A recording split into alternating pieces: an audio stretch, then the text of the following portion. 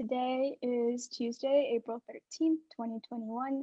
My name is Teresa Conchas. I'm interviewing Andrea Magaña for the Voces Oral History Center at the University of Texas at Austin.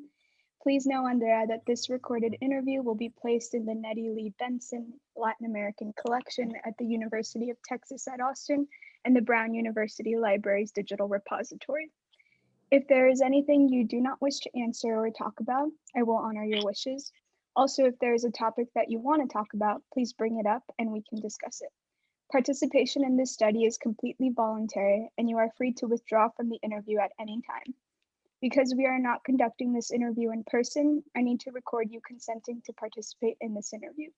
I will ask you a series of 5 questions. Please say, yes, I agree, or no, I do not agree after each one. Voices of a Pandemic wishes to archive your interview along with any other photographs and other documentation that you wish to contribute at the Benson Library at UT Austin and Brown University's digital repository. The Voces Oral History Project will retain copyright of the interview and any other materials that you choose to donate. Do you give the Voices of a Pandemic project consent to archive your interview and your materials at the Benson Library and Brown University Library's digital repository? Yes, I consent. Great. Do you grant the Voices of a Pandemic project copyright over the interview and any material that you choose to provide? Yes, I consent. Do you agree to allow Voices of a Pandemic to post this interview on the internet via the Voces Oral History Center's YouTube channel, where it may be viewed by the public?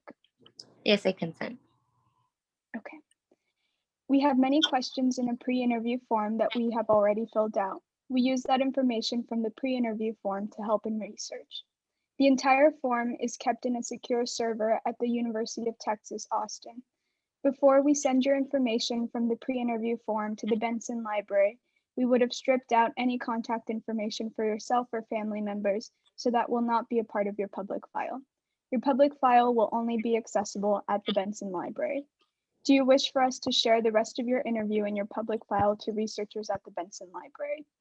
Yes, I consent. Okay, and final question. On occasion, the Voces Oral History Center receives requests from journalists who wish to contact individuals who have participated as narrators in oral history interviews. The Voces Oral History Center only responds to reputable news outlets.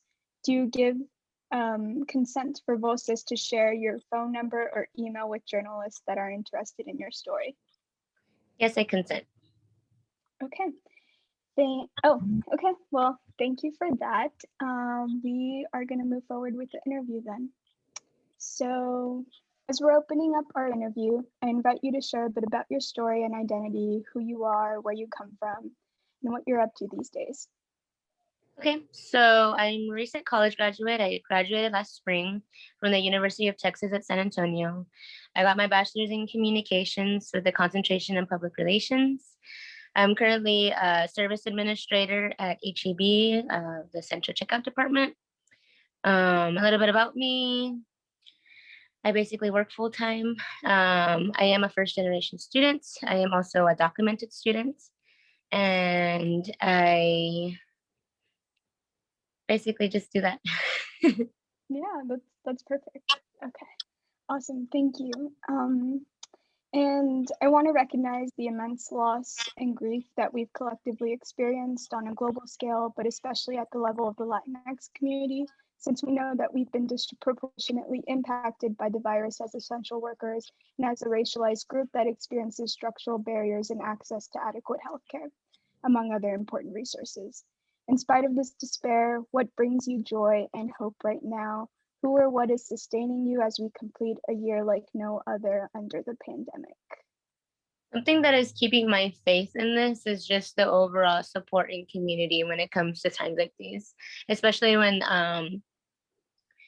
it comes to actually getting through the pandemic, knowing that some people have gone through it the same, whether yourself has gone through it, like myself, your employers, just anybody with any background, you can be exposed to it by any means, at any age, any sex, any gender, like anything.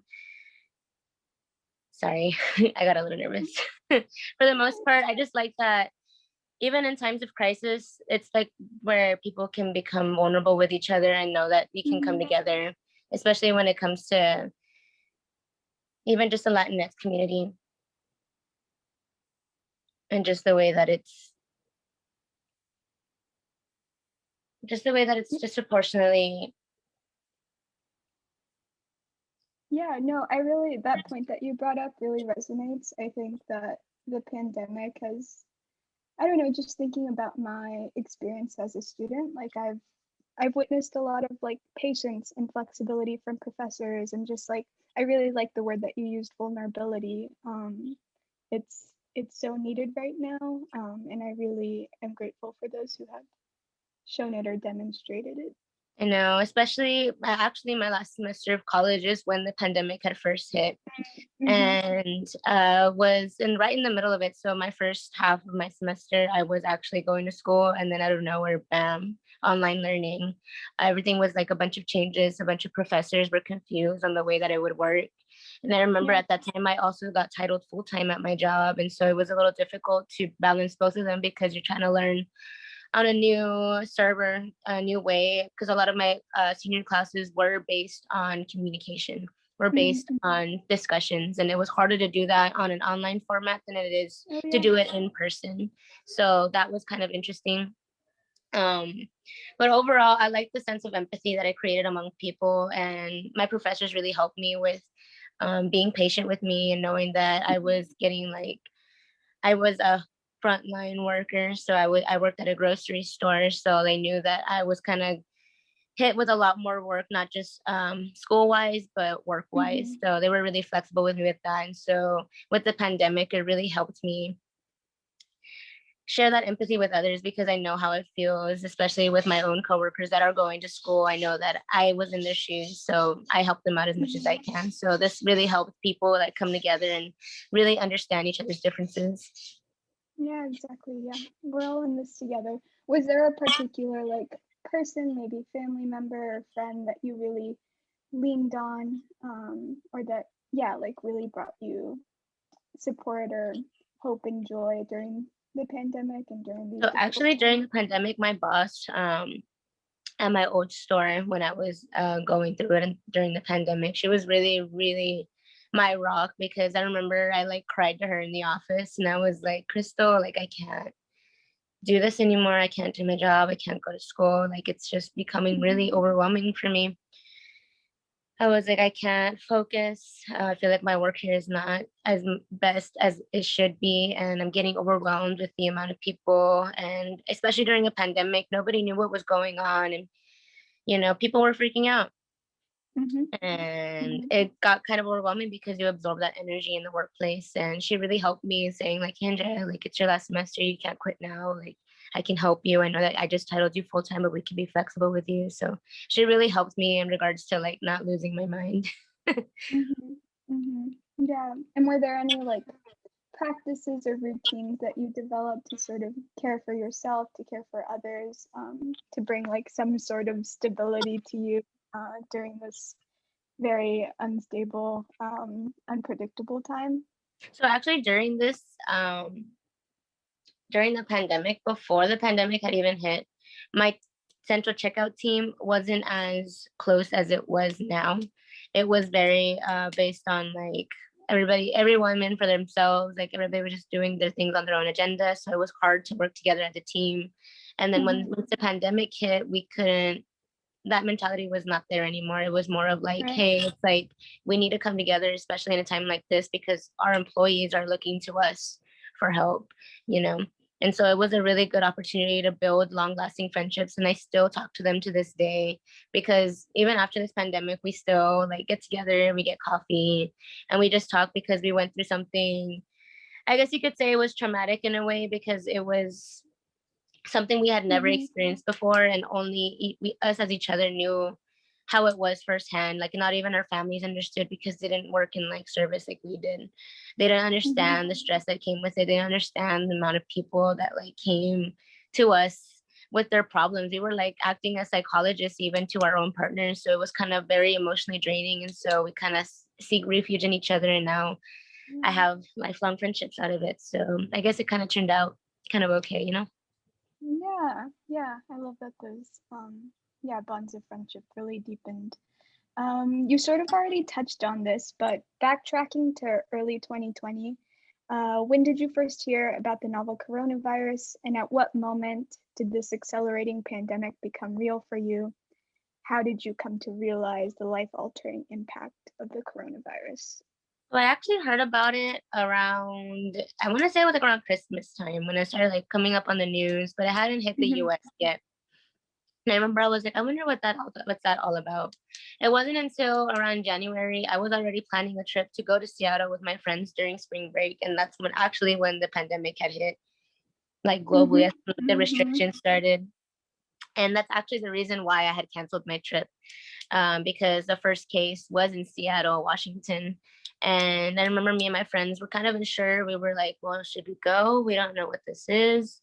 And we ended up canceling our trip. And that same week that I had asked for vacation, I ended up putting 55 hours of overtime at my job.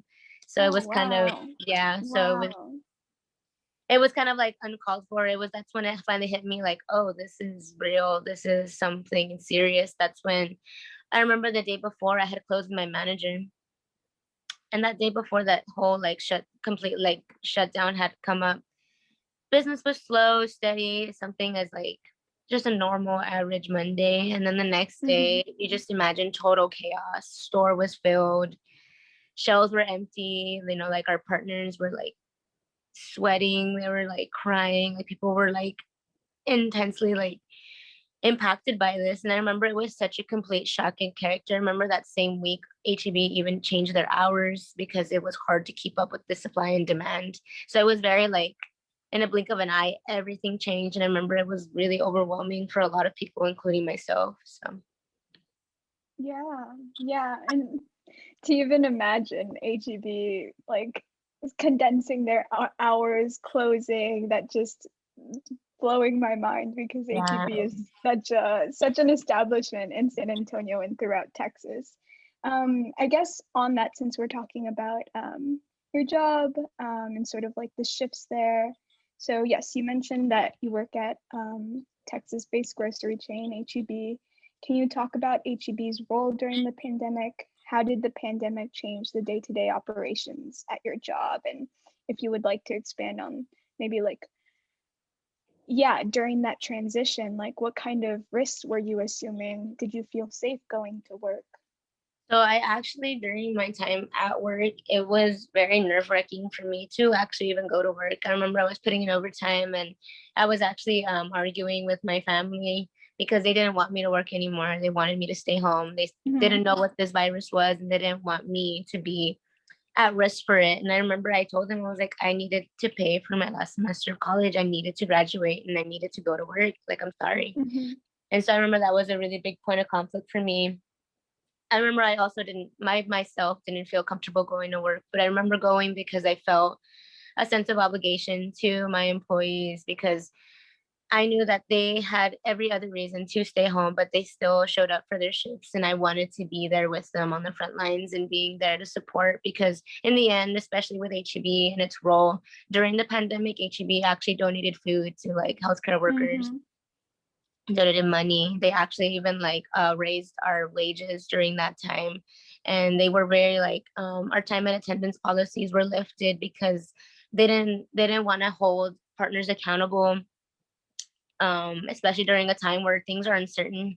People were getting sick, mhm. people were scared, people had to like go home to their families. I didn't know what was going on. So I really enjoyed that a company that I worked for was very understanding during that time, like saying like, hey, we don't know what this is, but we're gonna figure it out together. Yeah. And sort of on that note, at the beginning of the pandemic and during later spikes, a message of stocking up and preparing for the worst, sort of like an apocalyptic feeling, became widespread, leading to hoarding and shortages of toilet paper, hand sanitizers. I mean, you're familiar with it, eggs, Yeah. milk, etc. Um, what was that like for you? Did you encounter tense exchanges with customers or coworkers? Yeah, how did you navigate that issue as an HEB employee? So basically, my first I want to say even like the first half of the year of the pandemic was just a bunch of repeating the same script to customers of you can only take two toilet papers. And I did have a couple of customers who didn't take that as well as they should have. I do remember being yelled at countless times of, well, I have family. I've heard the story. Well, my grandma has cancer and I need this extra toilet paper. You don't understand. And I'm just like, well, I'm sorry. Like in regards to it being fair to all customers, I'm gonna have to deny the sale. And it's difficult to do that as an HEB manager because we're trained for customer service. We're trained to make exceptions, but for something as serious as the pandemic, it was very like cutthroat and dry. Like you can't take it. I'm sorry. So it was very difficult. But of course, when it came to families with like milk for like their babies, I would like make the exception, right? But overall it was difficult, especially for customers because they weren't used to that kind of service mentality. They were used to just kind of getting what they want. And when it came to having limitations, people didn't understand why, but it was to make it fair across the board for everyone to have access to this food. It was difficult because HEB is a big chain, but it is only based in Texas. So we don't have as many factories. We don't have as many like plantations. We don't have all of these things that bigger companies have. So it was harder to keep up with that demand because it wasn't normal for an HEB at that time. Yeah, yeah, and like you said, you had to take up that burden, that emotional labor, really, of saying no to people during very like scary, desperate times. Yeah, how did you feel about that? How did you talk to your fellow like employees about how to sort of, yeah, address those situations as they came up, which I'm sure came up So with often? those items, so actually what HEB had done is anytime anything was scanned that was out of the limitations, it would flag it and they would actually have to have a manager override to take off the item. So every interaction I had to step in and basically de-escalate the situation and talk to the customer, because we didn't want to set that burden onto our cashiers, because at the beginning of the pandemic our cashiers were getting yelled at, they were getting cussed at, they were getting things thrown at them, and so they put that burden onto the managers to do that. And since managers are more trained in de-escalation, but that doesn't take away from the fact that we were the ones getting yelled at, we were the ones getting cussed, we were the ones getting complaints that we were going to be taken to corporate, etc. But overall, I didn't mind doing that for my employees because they didn't have any fault in that. It's just a company policy, and it's just something that we had to enforce. Yeah, yeah. Well, thank you for lending that strength. And you're considered an essential worker, a frontline worker, a local hero. What do you make of that label recognition? What does it mean to you? I What are actually the, didn't, yeah, I quite didn't understand it. So I remember uh-huh, the first year of the pandemic when things started slowing down, but we were still wearing masks, social distancing was still a thing. I remember customers were constantly thanking me and we're constantly like, thank you so much for your service. And I was like, I'm just a front end manager, like I'm just doing my job. I'm just kind of going with the motions. Like, yes, it's like during like trying times, but it didn't feel like I was doing anything. I don't know. I just didn't like being seen as like a hero. I was just doing my job essentially. I was just doing what anybody would do. I had to get up in the morning and put on my uniform and name tag and go into work like anybody else. I just had to deal with a lot more people because a lot of places were shut down and grocery stores were the only place that were open. So people would bombard our place like constantly because I was the only place where they could go. So it was difficult at the time, but it wasn't anything that I thought was out of the ordinary. I do respect it a lot and I do highly enjoy, being yeah, thanked for my service, but I didn't think it was necessary. It was just more of like, this is the part that I get to play in my community now. So it was a very like humbling experience for me because that's what I wanted to do in my career anyways. I wanted to do something that was just more than a paycheck. I wanted to do something that was going to be beneficial, that was going to help my community. And so I like that I was a part of that. Scary, but I was a part of that. yeah, yeah. Well, I think the praise is well deserved. And transitioning a bit, so you did end up contracting the coronavirus. Yes. Can you talk about what your experience was like, what your recovery was like? What kind of support did you receive or have access to? And were there any worries about loss of income, medical care, the health and safety of your household? So actually, when I had contracted the coronavirus, it wasn't at my first store. It was at my new store that I had recently transitioned to. And this new store was a Plus store. So I was exposed to a lot more employees, a lot more customers. And it was actually I hadn't even been a month there and I had already contracted the coronavirus. And in regards to support, my HEB team was really helpful in, I remember going to get the exam done and then calling my admin saying like, hey, I just tested positive for corona. And they were very understanding. The process was very easy. My bosses actually came and gave me a care package in the middle of my my quarantine. They left it on my doorstep. They had me like Clorox wipes, melatonin, cough syrup, all that jazz. But I felt really blessed that I was in a good space where I was heavily supported because I know a lot of my peers weren't. And actually, if I wasn't even working at HEB and I had contracted the coronavirus, I feel like I wouldn't have had all these resources because since I'm employed at HEB, I do get benefits. And as a documented student, I don't have health insurance, so I get it through my employer. So if I wasn't even employed with my job, I wouldn't have had access to same day test results. I wouldn't have had access to these medicines. My family didn't even know like what this was, and I wouldn't have known how to take care of myself. My friend was actually the one that gave me medication that she got from Mexico that I didn't even know they had. I had went to the doctor and they told me like, well, like you're just gonna have to take Tylenol and stay quarantined and just treat your symptoms until they go away.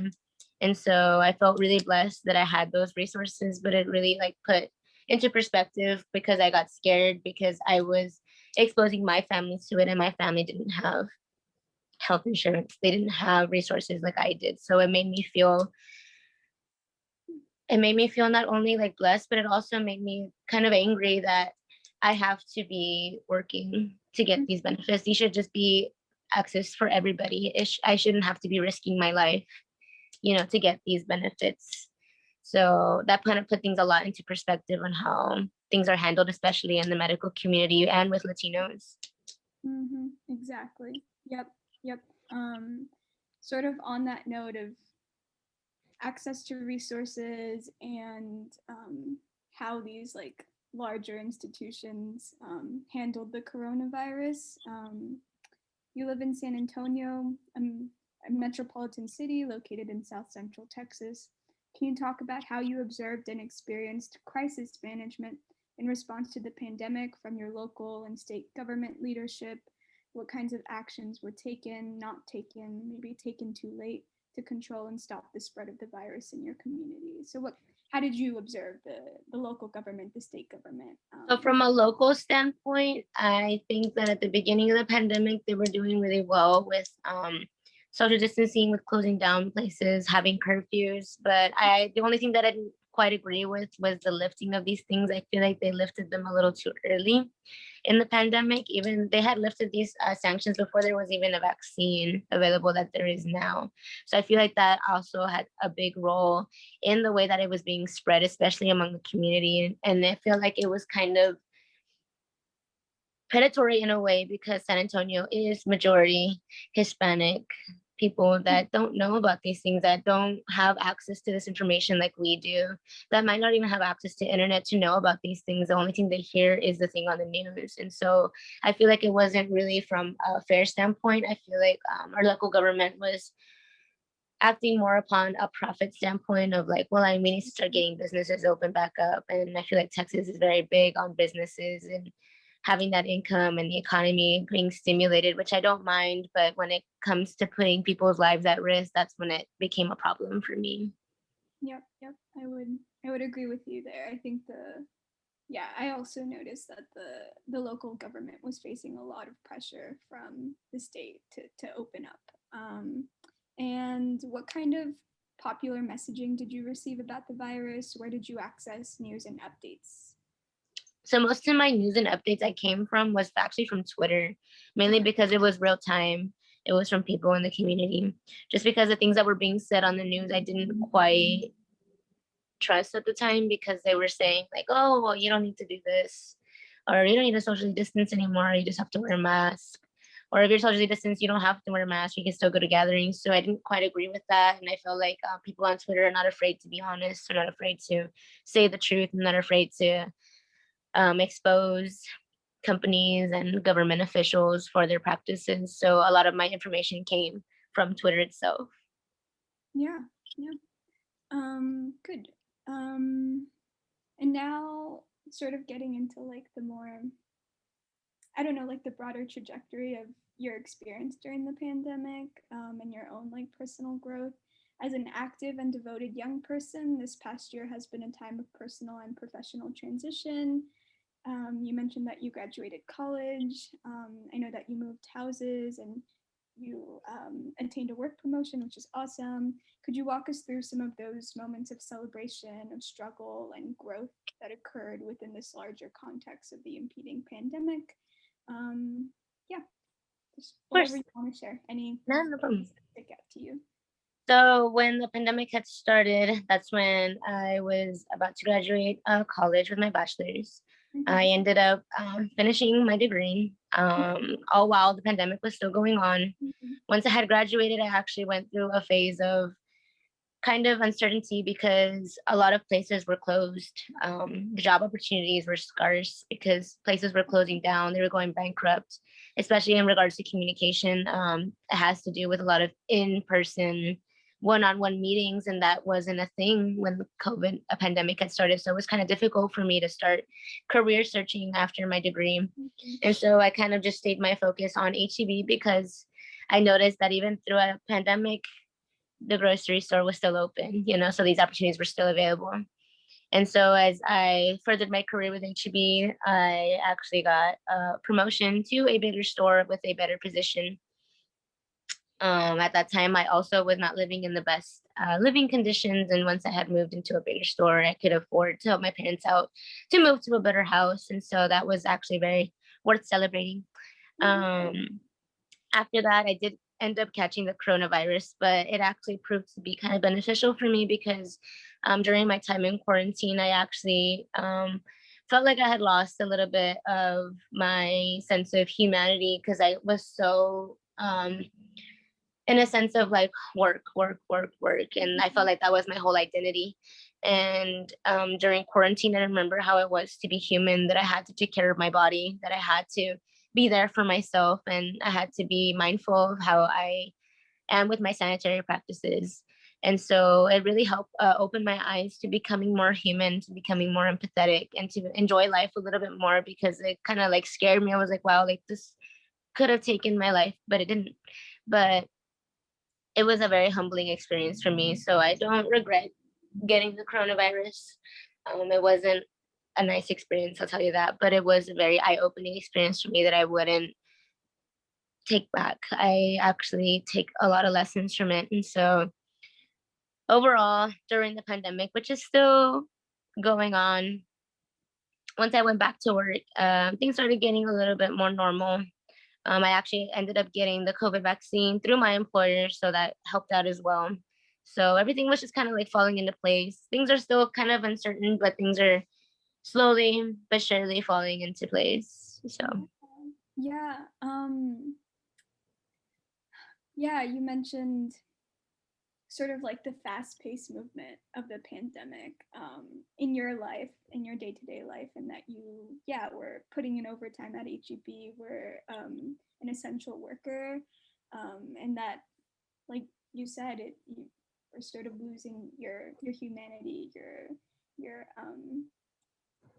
I don't know, your like alignment with your like self-care, and um I'm just wondering, there were a bunch of like little moments of victory and celebration during this time. And I think one of those, as you mentioned, you like graduated college. And even though you didn't get that ceremony, and you didn't get that formal recognition, can you talk a little bit about how you did celebrate, how your family or how your work community came together to honor you?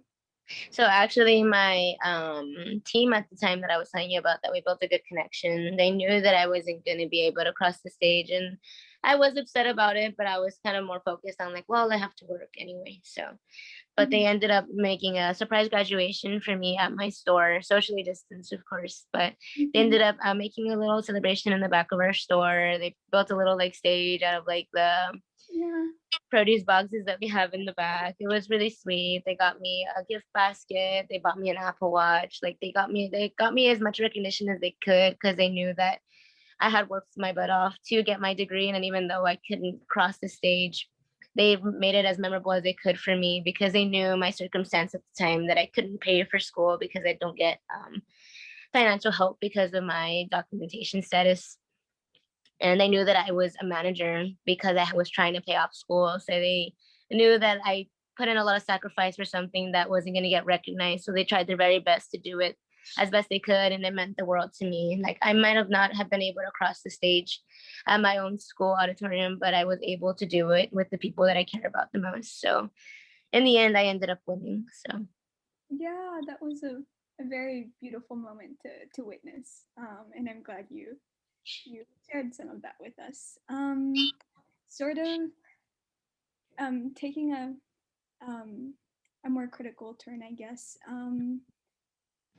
Thinking about the fear that was spread from the past presidency, as well as just like, as you mentioned, like local and state officials.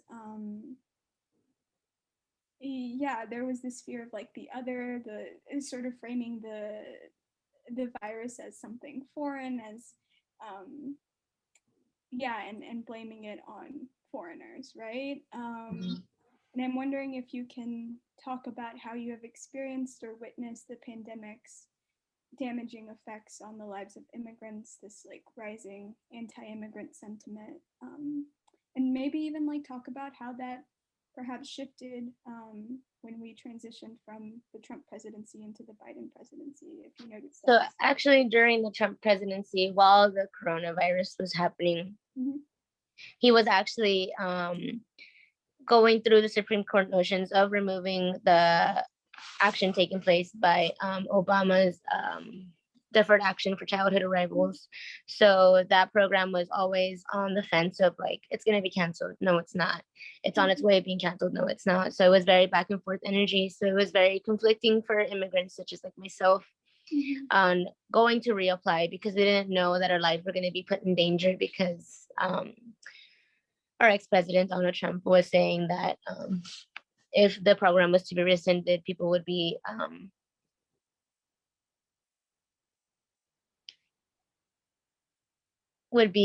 basically like I don't want to say basically be like deported basically. And so that was fearful for me, because when you first apply for the program, you're giving all your information out, your address, your phone number, your employer. You're giving a temporary social security number, so they know everything about you and your family. So I didn't want to put my family at risk way, and all of my accomplishments would have been worth for nothing if I were to be deported. So it was a scary time for me, especially during a pandemic. And I feel like attitudes did start to shift, however, during this pandemic, because more media coverage was put upon that most of these DACA students were frontline workers, were nurses, were doctors, were grocery store workers, were people that were on the front lines, basically. And the fact that our president wanted to remove them when it was at a trying time where they were needed, people were starting to see their importance and how we actually do contribute to our economy, how we do contribute not only to our economy, but to our community. And people were starting to actually go against Donald Trump and were supportive of the DACA program. And I feel like this actually flowed into our new presidency with President Biden. And now that this new energy has been surrounded not only by Republicans, but by Democrats, that now that they have introduced a new DREAM Act into this Senate floor, it has actually already passed into the House and has made its way to the Senate. So I feel like in the pandemic setup, in a sort of way, helped improve the image for immigrants, even though they shouldn't even be used in a way. It did help garner that support on a federal level. Yeah, yeah, no, I'm with you. You shouldn't have to exploit labor or bodies, lives, in order to in order to achieve legal status. Yeah. It's a huge sacrifice. Yeah. Thank you for sharing that. I'm wondering if you can talk about like what this year has been like for your family, and maybe even thinking about, we can frame it in several ways. One of them can be like thinking about the murder of George Floyd and the subsequent protests against anti-Black racism.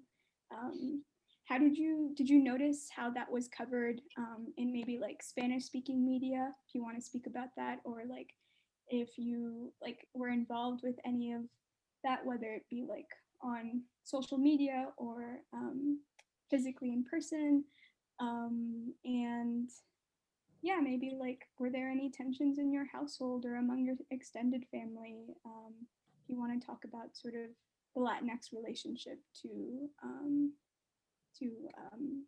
yes, protests against against racism.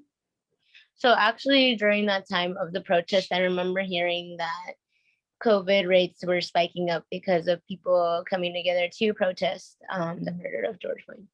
And I remember that reading about that and being kind of taken aback, because I remember there being also a protest of people being against masks, and that wasn't being covered in the media. They were kind of trying to pinpoint this obviously onto people of color, and it made me upset. In regards to immediate family, my parents knew the way that the media was framing it was to distract from the bigger issue at hand, which was police brutality. They wanted to blame the pandemic on somebody, and it's always easy to blame people that are vulnerable.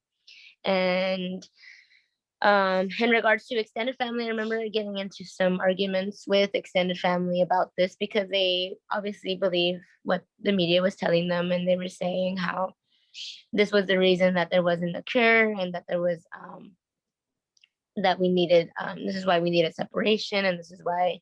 I just remember it being a very difficult time for me, because it kind of opened my eyes to see how easily influenced people are, especially in my family, even though they are of Latin heritage. But it also made me kind of question the fact that you have to be educated and you have to have access to these resources to know the truth, and people in my community don't have access to that. So it kind of put things in perspective for me, and saying that, well, the reason that they don't understand is because they don't know. They're just being told what to know. And so it kind of like basically lit a fire in my like ass and said like, hey, like, you're here because you have the education, you have the resources, you're here to teach them, you're here to let them know, like, yes, you're going to be getting into some arguments, but you're going to be enlightening them to what the truth is, and not just what they're being told by others to believe. So although it was a very difficult time for me, it was a very humbling experience, not just for myself but for my family, because they even like ended up thanking me for having even the patience to even like teach them about these things, because they don't know. They really don't know. They're genuinely basically clueless about these things. And so having somebody to take the time to not only like have an opinion, but to have a moral opinion, and to like talk to people that you know and love, and to tell them that that way of thinking is wrong is difficult, but they respected that in the long run. So it was difficult to have those conversations at the time, but it wasn't anything that was out of the ordinary for me. So Yeah, yeah, those are some of the hardest, most uncomfortable conversations. And for sure. I had similar ones, and I'm glad to hear that your family was receptive. That's good. Um, okay. Um, Sort of now taking a broader perspective and reflecting. Um, how has this experience changed your relationship to or perspective on the future? You're welcome to reflect on this question on an individual, personal level, or on a wider structural level. Take it in whatever direction that resonates with you. But yeah, thoughts on the future. And maybe you mentioned how like contracting the virus really shifted your own perspective on like life and humanity and relationality. So yeah, you can expand on that. Or So from a personal standpoint, for the future in regards to how things look from now, I feel like there is a sense of hope that was lit in me. I remember during the pandemic, I felt kind of hopeless. I felt like things weren't going to get better. I felt like this was going to be our new reality. But now seeing that the vaccine has come out, like the fact that when the government puts money into scientific research, how fast things can start moving when you start supporting people and start supporting their ideas. So I feel like people are starting to become more aware of where to shift their attention to, and not just war matters, but to personal, internal matters of how can we protect the people that are here now? How can we know about their health? How can we better have access to that information for them? Like, how can we become better? And so I feel like, in a sense, that also with this pandemic, I feel like in the future, I feel like people are more aware now. They're more, um, they saw how things were being portrayed in the media and how things looked in real life. And they saw how that big divide there was, how the difference between having money and having access to these resources, such as like having access to face masks, to having access to sanitizer, to having access to toilet paper, to food, um, how they saw those disparities among different income age groups was very eye-opening, not only for me, but for the collective. And so I feel like in the future, I feel like people are starting to have more of a voice, and they're starting to speak up more, and they're starting to see that when people come together with a shared common goal, they can get to places quicker, they can get progress faster. And so I think there's hope in the future, even though things still look a little uncertain. I feel like people are starting to awaken, and they're starting to come together and have a sense of purpose. yeah, oh, I really like that optimistic, hopeful reflection, and I agree. I think yeah, we've learned the value and the need coming together and supporting and caring for one another. Yeah, and as you mentioned, I really do hope that this extends into the future and thinking about how we can how we can address those disparities that the pandemic has exacerbated so and made very clear. And I hope that we do that. Yeah. Great.